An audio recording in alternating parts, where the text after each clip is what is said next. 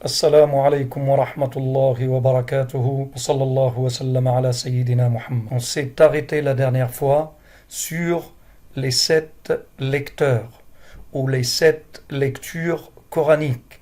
Voici les 7 lecteurs: Nafi' al-Madani fi al-Madina al-Munawwara, Abdullah ibn Kathir, Abu Amr al-Basri fi al-Basra, Ibn Amir al-Shami fi al-Sham, Asim al-Kufi. Les trois là sont faits al-Kufa. Ce que je voulais dire là, pourquoi parfois on a une petite confusion entre le qira'at al-sab'a ou l'ahruf al-sab'a al-Rasoul sallallahu alayhi wa sallam.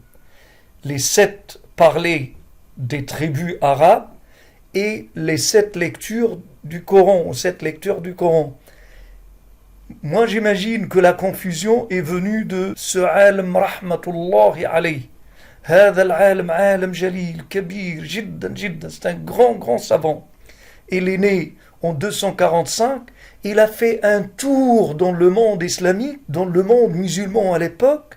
Il a fait un grand tour, il a trouvé que tous les lecteurs du Coran, ils s'arrêtent toujours dans les 7. Donc il a écrit un livre, il l'a appelé Al-Qira'at As-Sab'a.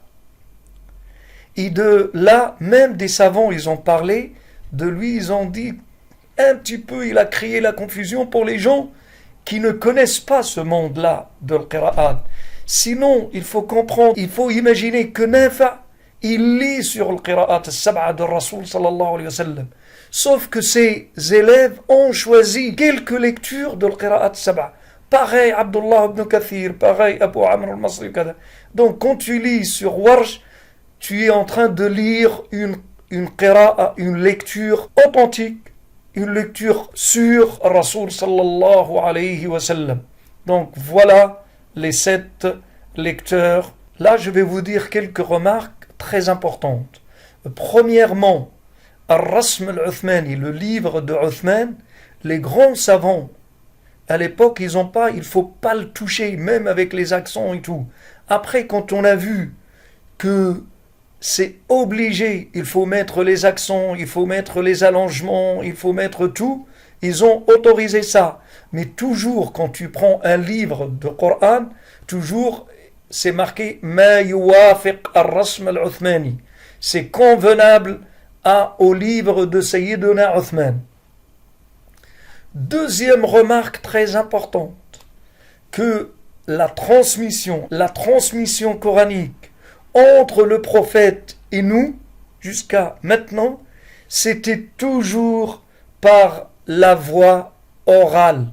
Celui qui apprend le Coran d'un mushaf, où il dit « j'ai appris le Coran », je lui dis « félicitations, Allah ya'tik al-ajr ». Mais il ne faut jamais oublier que dans le terme « hafid al-Qur'an », il faut que tu rentres dans la chaîne coranique.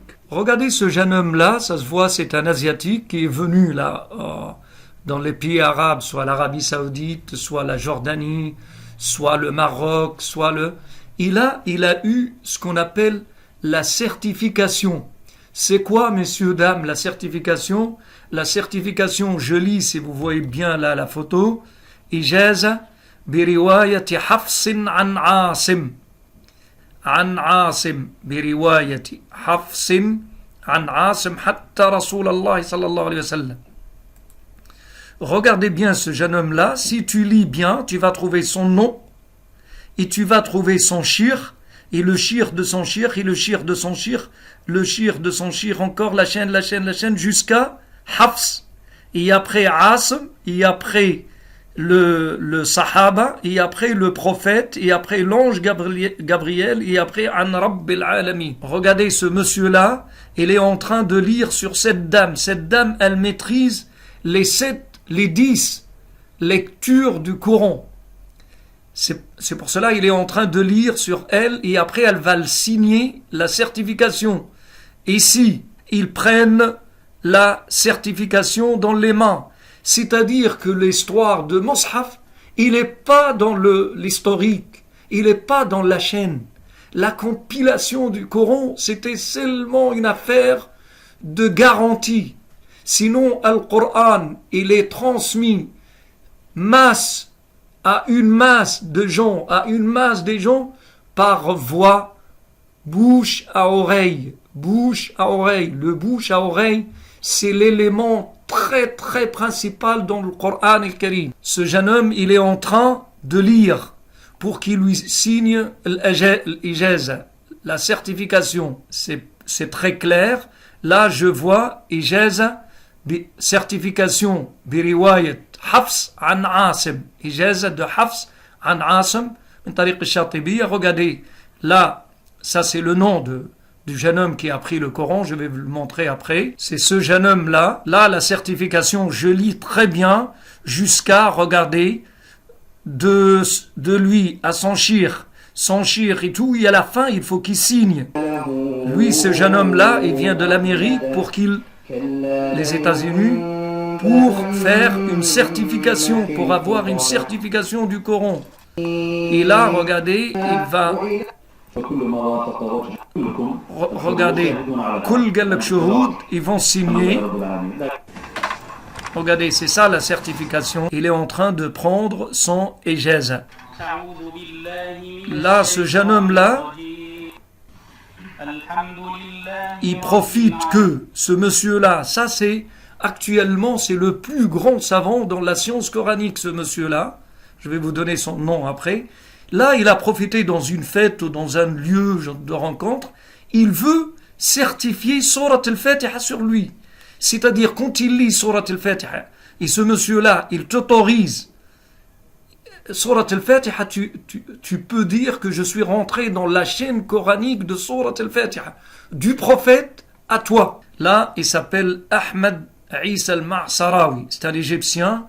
Il connaît toutes les versions coraniques par cœur. Et il donne des ijazas. On a aussi Ayman Souid. On a aussi ce monsieur Abdelrachid Soufi. C'est un Somalien. Il lit très très très bien le Coran avec toutes les versions, avec toutes les riwayas, Hafs, Warsh et tout. Ici, c'est un Algérien aussi, il lit très bien sur le riwayat Warsh. C'est un Algérien qui récite très très bien, si vous voulez entendre riwayat Warsh. Là, c'est un Libyen qui récite très très bien sur riwayat Qaloun. Attention, il lit parfois sur Hafs. Et si vous voulez apprendre les riwayat de Warsh, n'hésitez pas, tous les Marocains maîtrisent très très très bien riwayat Warsh. Sallallahu wa sallam ala sayyidina Muhammad.